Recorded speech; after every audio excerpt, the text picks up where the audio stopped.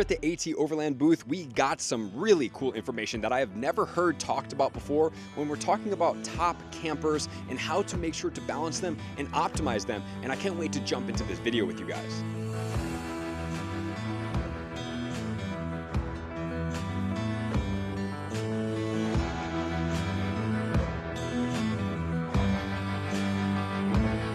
And now we are at AT Overland, and we are with the owner himself, Mr. Mario. How are you, man? I'm doing great today. How about you? I'm doing well. Beautiful day at the show. It is very beautiful. The sun is forgiving right now. Yeah. Probably until a little bit later. So tell us about your company. All right. Well, my company is AT Overland, and we've been in the overland market space for 24 years. Okay. Probably longer than a lot here. Yeah. I grew up in East Africa and been living in the Southwest all these years, and we do a lot of travel. That's awesome. We build vehicles appropriate to the task, and we offer a lot of different products. Very cool. So what are some of the products that you guys have on display here today?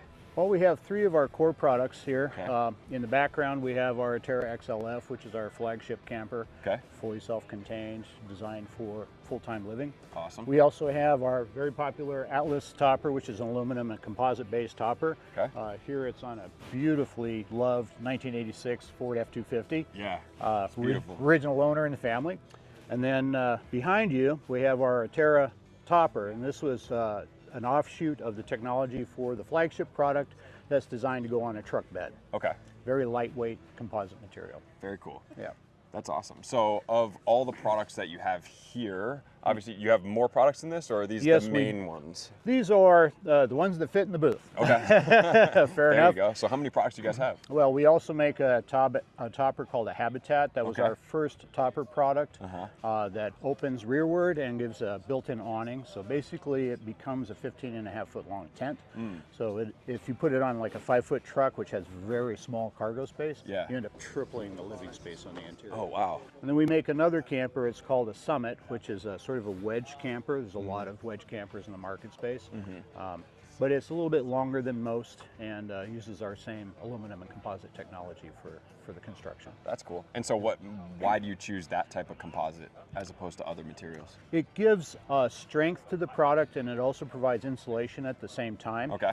And we purposely don't powder coat black because black causes that space to become a heat sink and very hot on the interior. Yeah. And we also like to have aluminum on the roof so that it is completely opaque, so you don't get any light shine through. And it keeps that space more thermally stable on the interior. That makes sense. Yeah, because I've noticed, like, coming around to certain, like, different vendors and seeing things, I've noticed, like, sometimes I'll pop in a camper and it'll be really nice and cool, and then other times I'll pop in a camper and I'm like, wow, it's really hot in here. So having that difference is pretty big. Right. Well, being in the Southwest, where it can be quite warm in the summertime, you definitely are looking for that to be more stable. And then in the wintertime, you want to have insulation so that you can retain your heat on the interior. So that insulation provides benefit both in the heat and the cold. That's very good. And I think that maybe it's just because you guys are in the South as opposed to, like, a lot of, like, designers are from this Pacific Northwest area, so they might not deal with that type of climate and have to accommodate so much as from your personal experience. We need our products to be able to work in a broad range of environments. So we have built a lot of vehicles that have done global travel. For example, E7 expeditions, we built 2 trucks for them. Nice. So we consider how the vehicle is going to be used, and then we back into that goal usage, and then we figure out the systems that it's going to need, and staying within the GVW of the vehicle, which is critical. That's awesome. Could you explain that a little bit more? Absolutely. So GVW is the gross vehicle weight rating of a vehicle, and it'll be listed on the vehicle. So when you're building a vehicle, you need to stay within that. You also need to make sure that your tires are matched to that weight and that your rims are up to the task. And then also you have to balance out where things are placed on a vehicle and recalculating the center of gravity. So for example, we build a lot of cab chassis trucks, so like the one in the background. So that truck comes from the factory with an incomplete VIN, and it's for the builder to complete that build, staying within the parameters that the manufacturer laid out. And so we go through that process to make sure that the truck is safe. For example, this truck has a 14,000-pound GVW. And what did it come off as? Do you know? Around? Finished, it's slightly under 11,000 pounds. But just the truck is, do you know? Oh, just the truck with came the bed? in at about 7,000. So what we've added to it, has added more weight, obviously. Yeah. By changing the tire size and putting lift on it, that changes the relative center of gravity. So we have to make calculations based on that to make sure the truck is balanced. Yeah. So when you're driving off-road, you're driving the truck that's going to be safe for you. Right, and that's actually really, valuable, because you're probably the first person that has talked to me personally about that. And I'm not a hyper technical person in this field, so it's really cool to kind of get that perspective. So I really appreciate that. Yeah, I think it can be an oversight for people. Yeah. They want to add a lot of things to their truck, and then very quickly, like in a mid-size truck, you very quickly get over that GVW, and it can cause an unsafe condition. But more importantly, well, I shouldn't say safety is less important than something else, but also there's wear and tear on a drivetrain that was potentially not designed to manage that additional weight. Yeah. So you may experience premature wear with the vehicle. Very cool. So as far as all of your products that you have, do you have a favorite? Oh my gosh.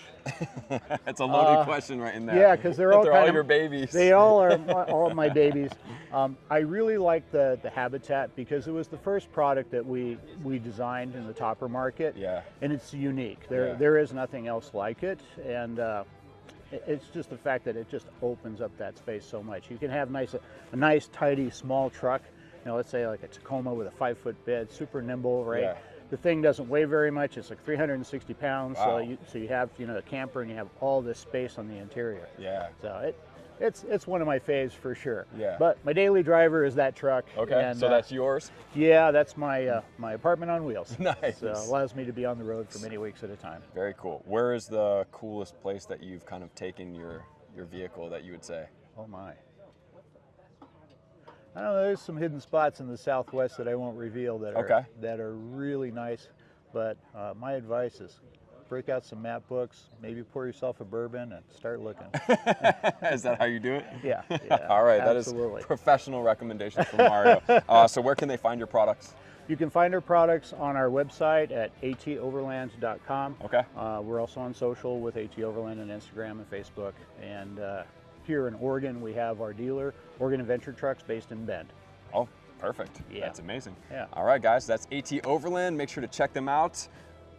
And as Mario mentioned, there was an amazing creator that was part of this booth, and it's definitely going to be something that you guys are going to want to see later this week for AT Overland, and to see what this truck looks like, what they did to it, and how he uses this truck, and absolutely where it came from, because it is one special piece.